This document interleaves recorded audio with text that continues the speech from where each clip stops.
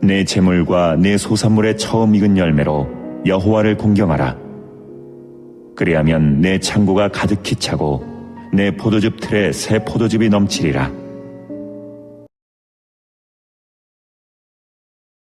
고개를 들고 이 앞을 바라보세요.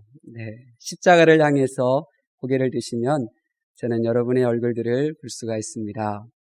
지난 한 주간 많이 더웠는데 잘들 지내셨죠? 저희 식구들은 다 땀띠가 났어요. 왜냐하면 잠잘 때 전기장판을 켜고 자거든요. 오늘은 맥주 감사주일로 지키게 돼서 얼마나 감사하고 얼마나 기쁜지 몰라요. 그러나 한편으로는 현대인들이 이 맥주절을 바라보는 그 의견들이, 시각들이 좀 다양하게 갈라지는 모습을 보면서 한편으로는 마음이 무겁고 또 마음이 안타깝기도 합니다.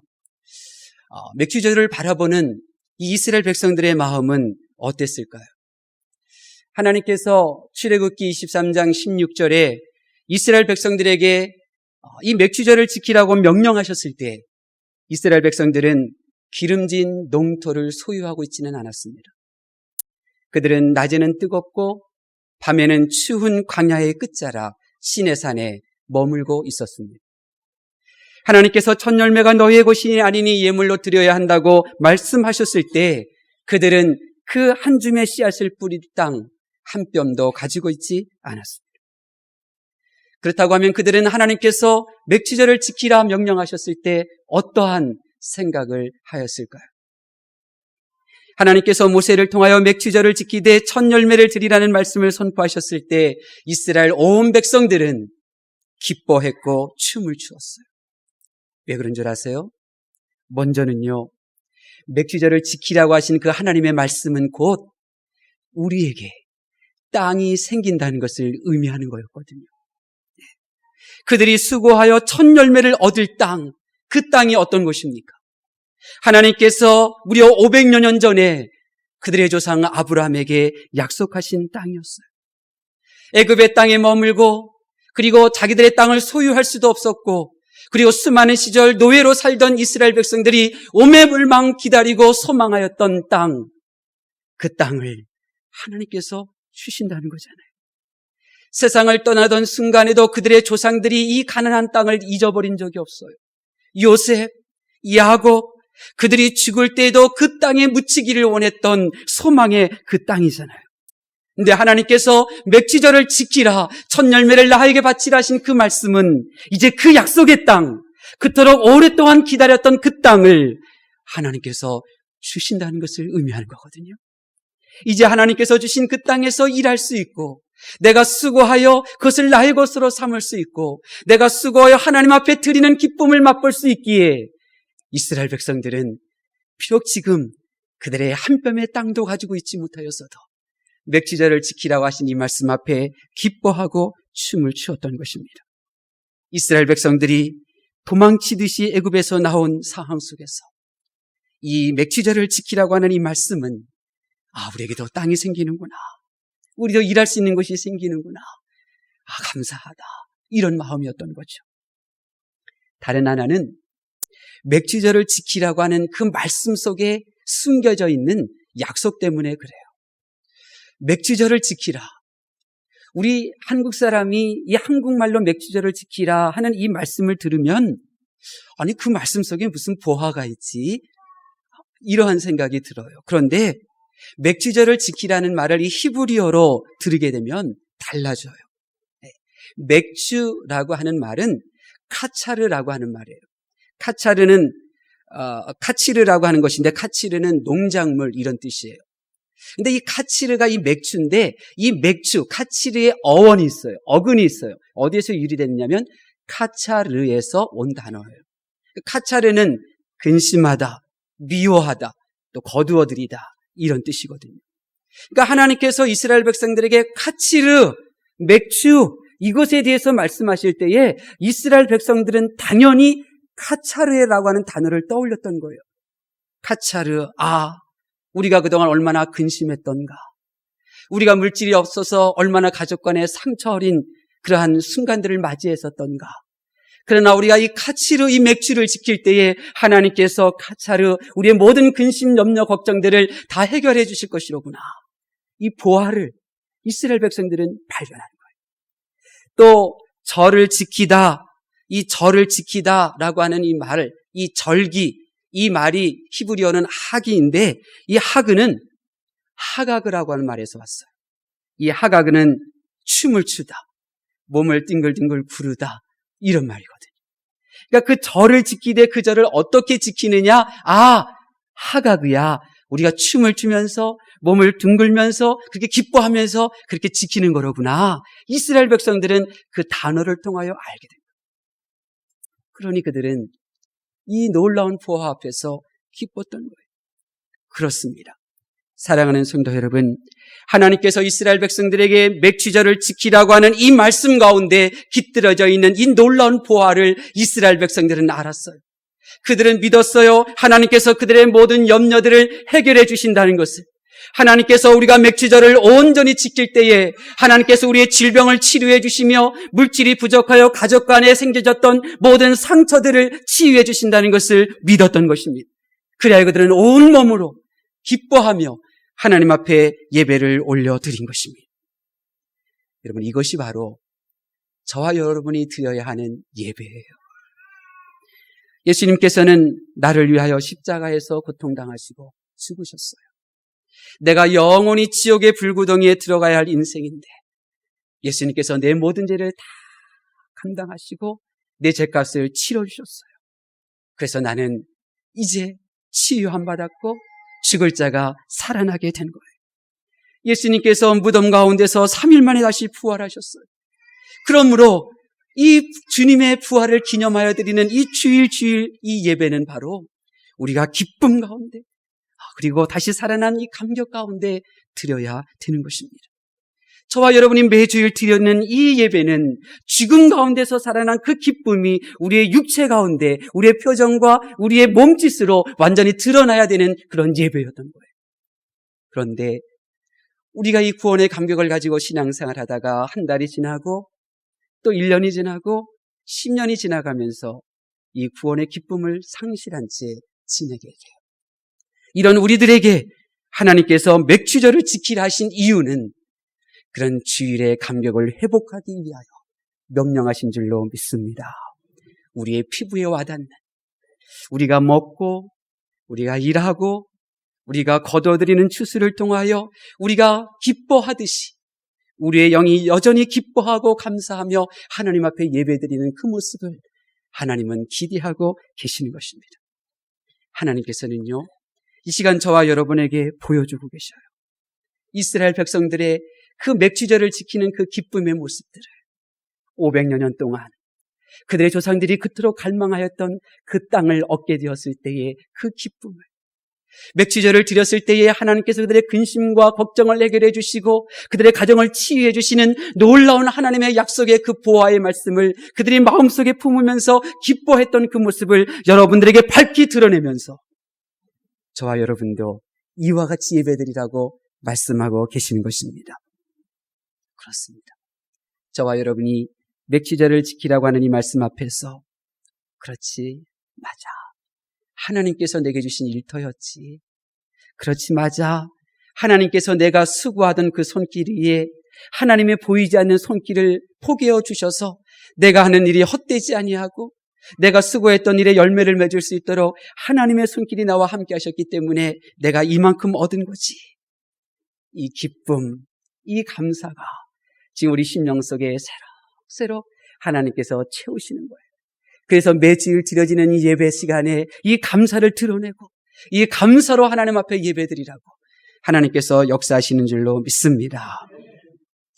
하나님께서 저와 여러분이 기쁨으로 예배드리는 모습을 얼마나 보고 싶어 하셨으면 다시 오늘 말씀을 저와 여러분에게 주셨어요.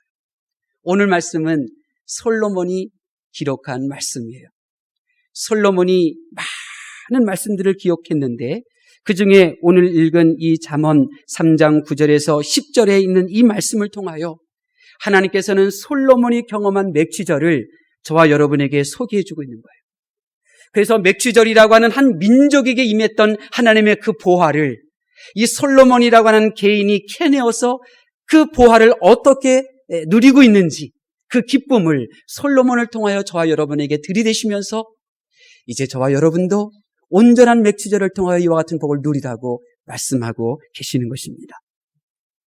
우리 9절에 있는 말씀 다시 한번 봉독하도록 하겠습니다. 9절 말씀 시작.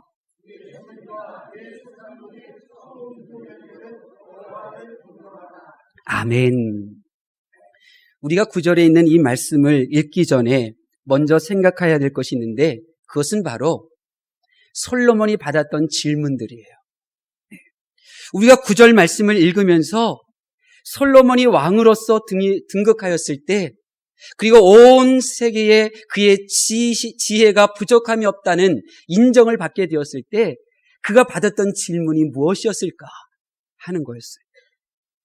솔로몬, 가장 부유하고 영육간에 부족함이 없었던 왕이었어요. 그가 받았던 질문이 무엇이었을까요? 여러분이라면 그 솔로몬에게 어떤 질문을 던지고 싶으세요?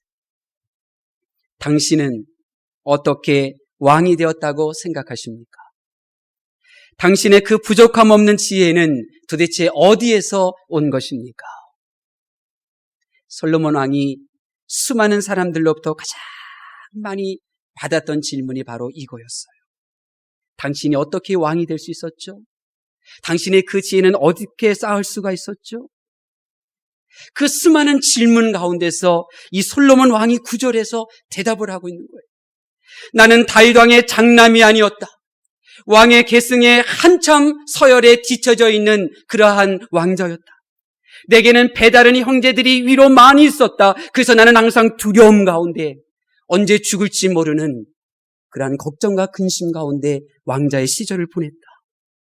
나는 왕자였지만 다른 왕자들과는 달리 나의 어머니는 자기의 남편을 죽인 남자와 결혼했던 여자였다.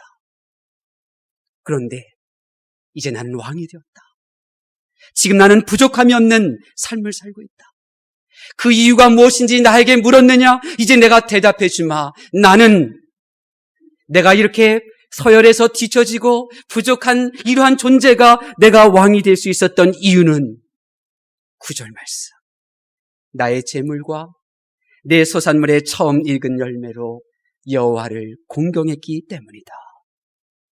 나는 맥추절을 통하여 하나님을 나의 아버지로 모셨고 나는 아버지 되시는 그 하나님을 공경하였기에 나는 감히 서열에서 뒤처져 있었어도 왕이 될 수 있었고 부족함이 많이 있어도 이렇게 부족함이 모르는 위치에 오를 수 있었다. 대답한 거예요. 그러면서 솔로몬이 이렇게 말하는 거예요. 우리 10절 말씀 봉독하겠습니다. 10절 말씀 시작.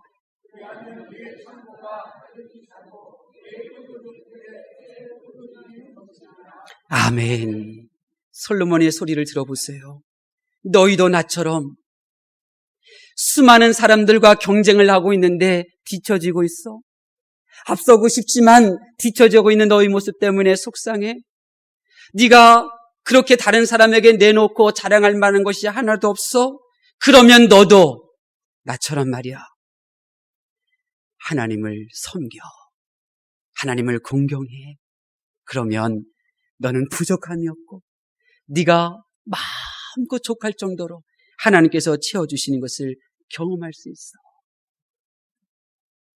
하나님의 말씀을 경청하는 성도 여러분, 사람들은요 솔로몬의 부족함 없는 모습을 보았어요. 솔로몬의 부족함 없는 모습을 보았기 때문에 부러워했어요.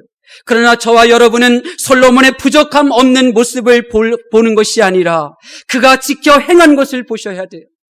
그가 그렇게 부족함 없는 삶을 살게 된 그 이유, 하나님을 아버지로 삼고 맥추절의 예배를 올려드렸던 이 솔로몬의 신앙을 여러분의 것으로 삼으셔야 돼요. 첫 열매 얼마나 귀한 거예요. 겨울부터 6월이 오기까지 기다리고 그리고 애타며 초조하게 기다렸다 얻은 열매, 이것이 바로 맥추절의 첫 열매예요.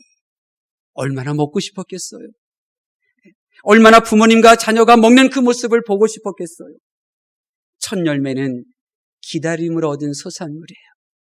첫 열매는 수고함으로 얻은 열매예요. 첫 열매는 애달파하는 마음으로 걸음 삼고 또 피곤하도록 수고하는 손길을 햇빛 삼아 그래서 비로소 얻은 결실물이에요. 근데 이것을 내 육신의 가족이 아니라 나를 만드신 하나님 아버지께 올려드려요. 왜요? 그 천지를 창조하신 하나님이 내 아버지시거든요. 그 만물의 주인 되신 아버지 하나님을 잘 공경하는 것이거든요. 그러면 하나님이 어떠시겠어요? 하나님을 믿는 것도 대견스러운데 하나님을 공경하는 모습을 온몸으로 보이는 이 솔로몬을 바라보는 하나님 아버지의 마음이 어떻겠어요? 어찌 감동하시지 않겠습니까? 어찌 만물의 주인이신 하나님께서 그의 자녀인 솔로몬을 부족하게 내버려 두시겠습니까? 그럴 리 없죠. 그래서 솔로몬 왕에게는 부족함이 없었던 거예요. 솔로몬 왕이 아버지 삼은 그 하나님을 잘 공경하였기에 아버지 되시는 하나님께서는 자녀된 솔로몬에게 부족함이 없도록 부어주신 거예요. 솔로몬 왕의 아버지 다윗 왕도 이렇게 고백했어요. 시편 34편 9절 너희 성도들아 여호와를 경외하라. 그를 경외하는 자에게는 부족함이 없도다. 솔로몬 왕은요, 아버지로부터 귀에 딱지가 앉을 정도로 들었어요. 내가 경험해 보니까 말이야, 하나님을 경외하면 부족함이 없게 되더라. 하나님을 경험하면 부족함이 없어. 그러니 너희들도 하나님을 경외해서 부족함이 없는 삶을 살거라. 다윗의 이 신앙의 가르침을 솔로몬은 받았어요. 그리고 그 지식을 그의 믿음으로 삼아 이렇게 하나님을 공경한 거예요. 또 다윗 왕은 자기 자녀들에게 이런 것을 가르쳤어요. 내가 예전에 말이야 사울 왕에게 쫓겨다닐 때가 있었어. 사울 왕에게 쫓겨다닐 때 1년 동안을 나발이라고 하는 부잣집 그 목자들을 도와서 나발의 양들을 지켜준 적이 있었지. 나발의 목자들은 밤에 피곤하다고 잠을 자더라도 나와 우리 부하들은 밤에 잠을 자지 않았고 도적대가 그 양을 쫓아가지 못하도록 우리는 그렇게 굳건하게 그 양들을 지켜주었지. 우리는 1년 동안 수고했단다.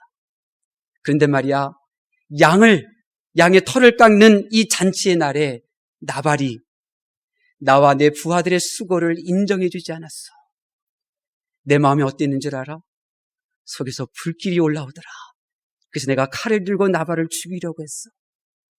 근데 생각해 보니까 말이야, 우리 아버지 하나님도 이와 같지 않을까? 우리 하나님께서 나를 위하여 수고하고 나를 위하여 하루도 쉬지 않고 일하시는 분이 그 아버지 하나님이신데 나 인생을 도우시는 그 아버지 하나님 앞에 그 수고로움의 감사함을 표현하지 않는다면 나를 위하여 수고하셨던 아버지 마음이 어떨까? 내가 나발을 향하여 갔던 마음이 나를 향한 아버지의 마음은 아닐까? 그러므로 얘들아, 너희는 아버지 하나님의 수고를 인정해 드려야 된다. 다윗은 솔로몬에게 가르칩니다. 그렇습니다. 솔로몬은요, 이러한 아버지의 이 신앙을 본받아서 그는 고백하고 있는 거예요. 아, 그렇구나. 맥취절이라고 하는 것은 하나님을 그냥 신으로 섬기는 것이 아니라 나의 아버지로 모시는 거로구나. 하나님을 나의 아버지로 모시고 내가 하나님을 공경하게 될 때 하나님께서 나의 부족함이 없는 것을 더 채워주시겠구나. 그렇습니다. 이것이 바로 솔로몬의 신앙이었어요. 맥취절을 하나님께서는 어떻게 생각하시는가? 하나님이 나의 아버지가 되고 내가 하나님의 자녀가 되는 것으로 여기신 거예요. 그래서 부유하신 하나님께서는 하나님을 아버지로 모신 자녀들에게 부족함이 없도록 채워주시고 넘치도록 부어주시는 것입니다. 이것이 솔로몬의 신앙이었어요. 그러고 보니까요, 맥취절은요, 이 솔로몬의 신앙을 통하여 맥취절이 하나님을 나의 아버지가 되고 맥취절을 통하여 내가 하나님의 자녀가 된다고 하면 이 맥취절은 곧 예수님을 예표하는 거더라고요. 왜요? 우리는 오직 예수님을 통하여 제사함을 받았고 제사함을 받았기에 우리는 하나님의 자녀가 되었잖아요. 오직 예수님을 통하지 않고는 내가 하나님의 자녀가 되는 방법이 없잖아요. 오직 예수님을 통하여 하나님이 내 아버지, 나는 그분의 자녀가 되었잖아요. 이 맥취절은 바로 예수님을 예표하는 거였어요. 하나님은 재물이 필요가 없는 분이었어요. 그런데도 우리의 재물과 처음 익은 열매로 하나님께 드리면 하나님께서는 솔로몬을 그분의 자녀로 삼으신 것처럼 저와 여러분을 하나님의 자녀로 삼으셔서 우리가 하나님을 공경하는 것을 인정해 주셔서 부족함이 없도록 채워주시는 것입니다. 아무것도 드리지 않고 말로만, 마음으로만 하나님을 공경한다고 하는 것은 그것은 하나님을 아버지로 삼는 것이 아니에요. 하나님을 공경하는 것이 아니에요. 말로는 누구든지 다 할 수 있어요. 말로는 하나님을 그렇게 사랑한다고 말할 수 있어요. 말로는 하나님께 영광을 올려드린다고 말할 수 있어요. 그러나 이것을 말이 아닌 자신이 가지고 있는 재물로 하려면 망설이는 분들이 많이 있어요. 그것은 아직 하나님이 하나님일 뿐 나의 아버지가 되지 못한 거예요. 나는 하나님을 믿는 성도일 뿐 나는 하나님의 자녀가 되지 못한 것입니다. 예수님을 보세요. 예수님은 하나님은 아버지를 어떻게 공경하였던가요? 예수님께서는 아버지 하나님을 사랑한다고 하셨어요. 말로만요? 아니잖아요. 자신의 몸을 직접 십자가에 대속하셔서 아버지 하나님을 공경하셨어요. 이것이 진정 아버지 하나님을 공경한 모습 아니겠습니까? 주님은 말로만 아버지 하나님을 공경한 것이 아니라 온 마음을 다하여 온 생명을 다하여 하나님을 아버지로 섬겨드렸습니다. 하나님께서는 저와 여러분의 아버지가 되기를 원하셔요. 그래서 저와 여러분에게 첫 열매와 제물로 여호와를 공경하라고 말씀했어요. 다윗은 하나님을 경외하라 그러면 부족함이 없다고 말했는데 이러한 다윗의 신앙을 가르침을 받았던 솔로몬은 하나님을 경외하라가 아니라 하나님을 공경하라 표현하므로 하나님이 그의 아버지 되심을 믿음으로 고백한 거였어요. 그리고 저와 여러분에게도 이 시간 말씀하세요. 직접 명령하여 핑계대지 마. 환경 보지 마. 오직 나만 봐. 내가 너 아버지잖아. 육신의 아버지가 너에게 어떻게 대했어? 내가 그보다 더 잘해줄 수 있어. 내가 너의 아버지가 될 거야. 그러니 다른 사람 보지 말고 2인칭을 쓰며 내가 맥주절을 드려. 하나님께서 그렇게 말씀하고 계시는 것입니다. 하나님의 말씀을 경청하는 성도 여러분, 여러분 가운데 혹 이렇게 생각하시는 분이 계실지 모르겠어요. 내가 수고한 거죠. 내가 수고하지 않고 내가 뭘 얻을 수 있나요? 이렇게 생각하시는 분 계실지 모르겠어요. 그분에게 들려주고 싶은 말씀이 있어요. 오늘날 제자들이 갈릴리 호수에서 밤새워 그물을 던졌어요. 많은 수고를 했어요. 그들은 고기를 잡을 수 있는 기술과 노하우를 가지고 있었고 그리고 또 7명이나 되는 제자들이 합심하여 그물을 던지고 있었어요. 무엇보다도 그들은 3년 동안 예수님 쫓아다니느라고 그들의 가족들을 먹여 살린 적이 없어요. 그래서 이번에 우리가 많은 고기를 잡아서 가족들로부터 인정받기를 원하는 마음을 가지고 그렇게 밤새워 고기를 잡고 있었어요. 그런데 새벽이 되기까지 빈 그물이었어요. 예수님께서 그들의 모습을 보시고 그들의 비참함을 다시 한번 확인하셨어요. 너에게 고기가 있느냐? 없나이다. 그때 주님께서 이렇게 말씀하셨어요. 오른편에 그물을 던지라. 오른편에 그물을 던지라. 왜 오른편에 그물을 던지라 하셨을까? 왜 고기를 낚는 이 어부인 베드로는 전혀 어부의 생활 한 것 같지도 않는 그 남자가 오른편에 그물을 던지라고 한 그 말을 신뢰하고 어떻게 그물을 던질 수 있었을까? 오른편이라고 하는 이 말은 히브리어로 야민이라고 해요. 히브리어로 야민. 야민은 이렇게 써요. 요드, 맴, 요드, 눈. 히브리어는 상형 문자예요. 한자가 상형 문자이듯 히브리어도 이 주변에 있는 물건들의 그 모양을 본따서 만들었어요. 그렇기 때문에 모든 히브리어 이 단어에는 그들이 본따 만든 그 의미가 있어요. 요드는 사람의 손을 의미해요. 맴은 물을 의미해요. 요드는 사람의 손, 그 다음에 눈은 물고기를 의미하는 거예요. 야민. 우리는 야민하면 그냥 알파벳 모양만 생각나고 오른쪽 이 단어만 떠올리죠. 그러나 이스라엘 사람들은 그 단어가 그렇게 모든 모양을 본따서 만들었다는 것을 알기 때문에 오른쪽 야민, 예수님께서 말씀하셨을 때 베드로와 그의 제자들 머릿속에는 모양이 떠올랐어요. 사람의 손, 물, 또 다른 사람의 손, 그리고 물고기의 모양. 예수님이 오른편에 던지라고 하는 말씀이 무슨 말이에요?